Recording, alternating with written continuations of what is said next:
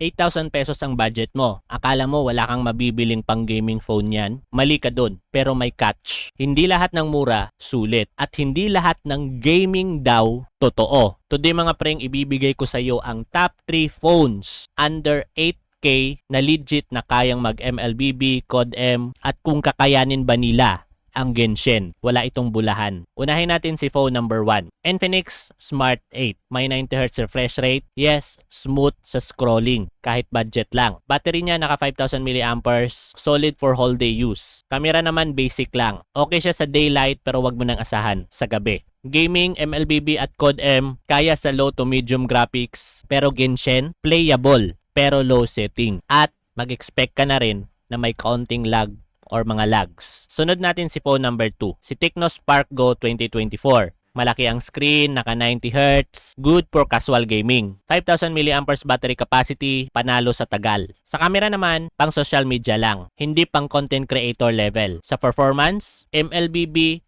smooth sa low to medium settings. COD-M, kaya din pero wag i-max setting. Genshin mga preng, honestly, struggle. Pwede pero hindi siya enjoyable kung mataas ang expectation mo. Ngayon, si phone number 3 mga preng. Ito ang pinakasulit sa tatlo, si Itel P55. Bakit? Mas malakas ng kaunti yung processor niya compared sa dalawang binanggit ko. Naka 90Hz refresh rate din, 5,000 mAh battery din, plus 18 watts charging. Mas mabilis ng konti compared sa dalawa na binanggit ko. Sa camera naman, decent for the price. Mas okay siya kaysa typical budget phones. Sa gaming naman, MLBB, smooth, COD-M playable at medium setting, Genshin, low setting, pero mas stable kaysa sa dalawang nabanggit ko. Sa mga actual users and feedbacks mga preng, consistent sa sinabi nila, good yung battery life, sulit sa basic gaming, not for heavy gaming mga preng, like Genshin at high setting. Camera is sakto lang, hindi pang flagship level. So kung hardcore gamer ka mga preng, hindi ito para sa'yo. Pero kung budget gamer ka, panalo na to. So ngayon mga preng, kung nakapag-decide ka na kung anong smartphone ang bibilhin mo online pero nagdadalawang isip ka kung saan bumili, go check to my profile, check my bio, nandyan na lahat ng official and authorized store.